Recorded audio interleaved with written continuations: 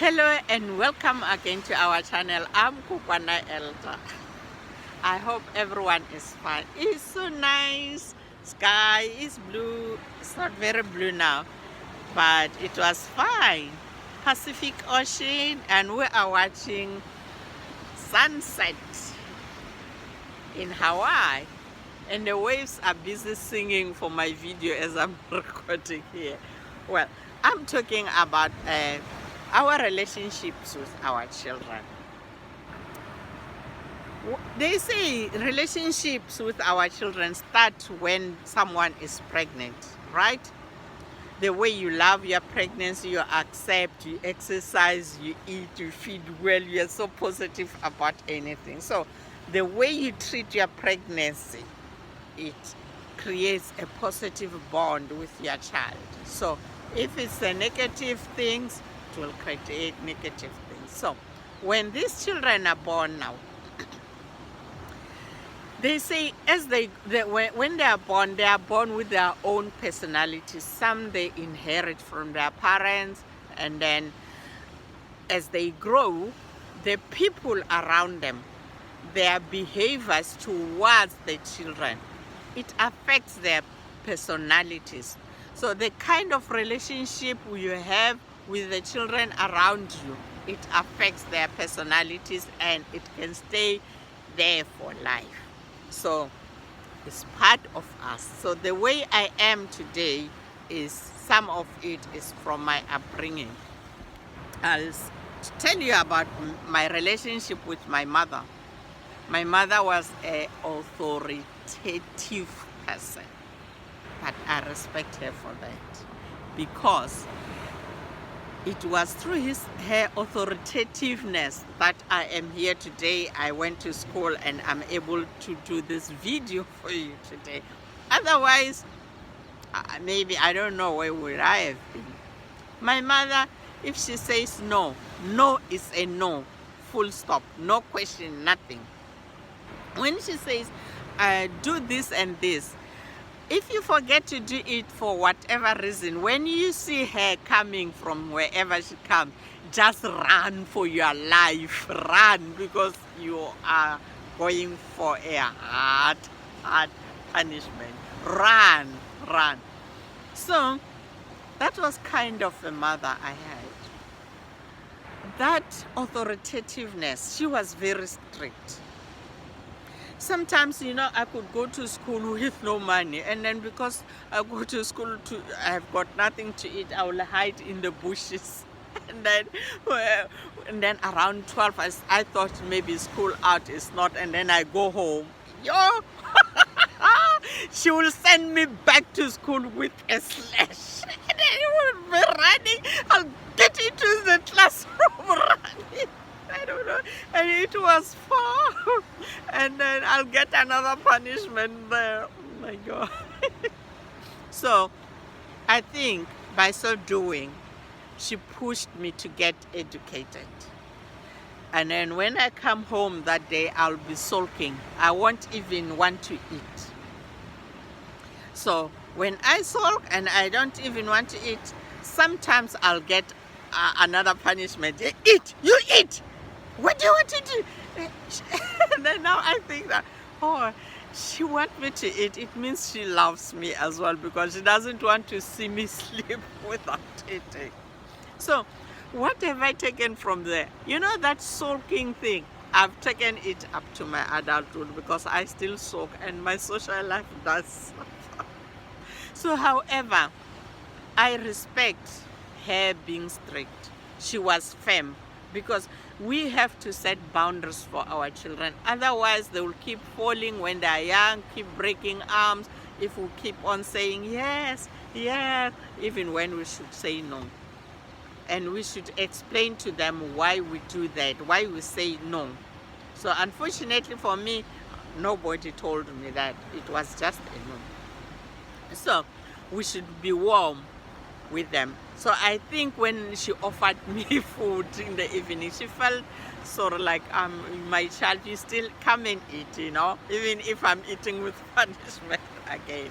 So she was a great mother for me, and I appreciate all what she did. I still respect her. In the evenings, I don't forget. When after cooking, we'll sit around the fire, enjangu. You know, it's like a shelter made of reeds with nothing on. It's a kitchen made of reeds around, nothing on top. We'll be sitting around the fire, all of us, and then we'll be eating with our hands, maybe fighting for others' food. And then after that, we'll be asked to, everyone will be saying how their day was. It was so nice. And then she will use her authoritative power to say, you tell a fairy story before we go to bed. Oh, so, and that story should be like, we have to laugh and we have to debate on it. So it was so interesting, and we were learning, and in that way we were bonding as brothers and sisters, and mommy. We then will end up sleeping maybe there or outside because it's hot and all stuff like that. It was interesting. So, however, sometimes I needed time to be alone with my mom, have her tell me about maybe I wish I had that time. During that time, I didn't know I needed it. But now, I wish I had time with my mom where she sit down and listen to me and tell me to say, Elta, what do you need? How are you? Are you seeing this? Tell me about periods, telling me about boys, and telling me about, you know, transitional stage, just to me, you know, as a girl, you know.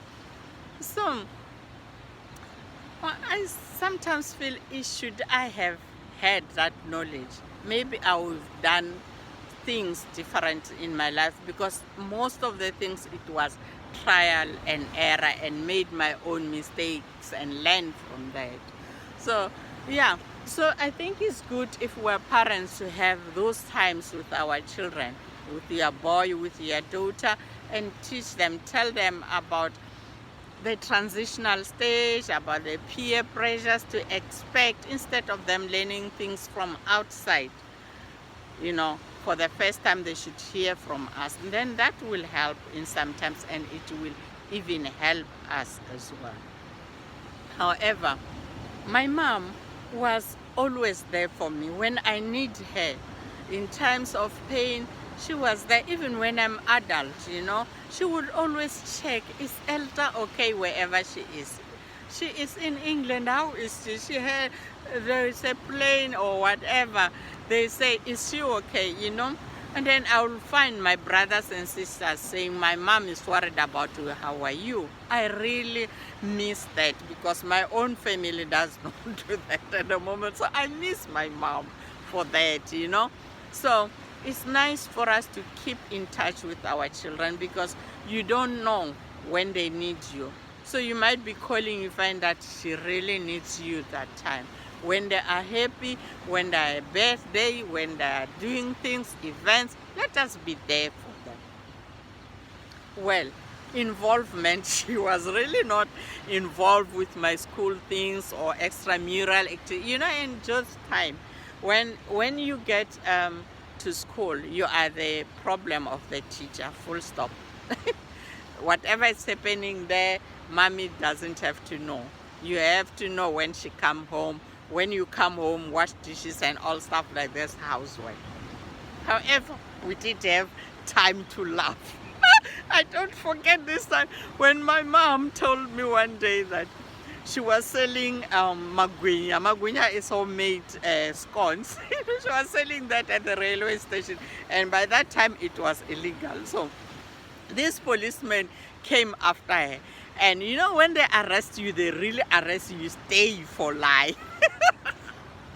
So she looked back, she saw this policeman running after her, and her friends were like, Nira, run, is after you. And she ran, and then as she ran, she get to the bush, she tripped and fall. And all the magwinyas were all over. And then the policeman came and he also tripped on that box of magwinya and fell on top. And then she said, not only to find that would be my father. I so laugh each time I think of this. I laugh. So let's have time for laughter with our children. When last did you giggle with your child, with your daughter, with your son? Even when they're married or when you laugh and roll over. Those are memorable times, remember. So we did laugh. We did play tinketo with my mom, like throwing stones up, and then on the thing you have to subtract some stones. There will be 10 or 20. So you throw one and then you minus. So that was, when you check with our Life Simple Lives, they explain that very well. That is about mathematics, subtract. So these days, you have got very educative toys that you can play with your children. Teach them those toys. Let's say you buy a garage toy with full of garages. Be another driver so that your child learn the language of garage. They say they develop very well. They become so creative with plays with their fathers and mothers, They learn the language of that kitchen, of that garage or whatever. And they try to create for themselves. It goes a long, long way. However, we did have times, where things were not going well as well in life. Like we have difficulties. Sometimes we didn't have food. We have to compromise, cook porridge, and then have a chicken. We killed chicken, slaughtered chicken. That was great. And then we ate. All this told me that, you don't have to sleep without food, because as long as you can compromise, you can do this and mix this, and then you have something to eat.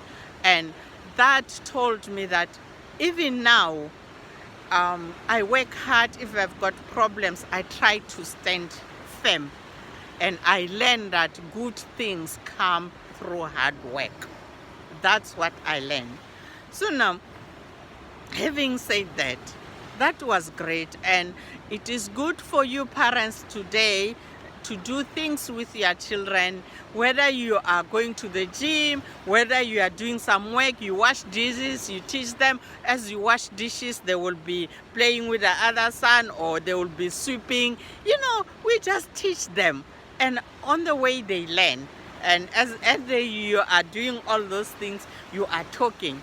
Whatever language, you talk to them according to their level.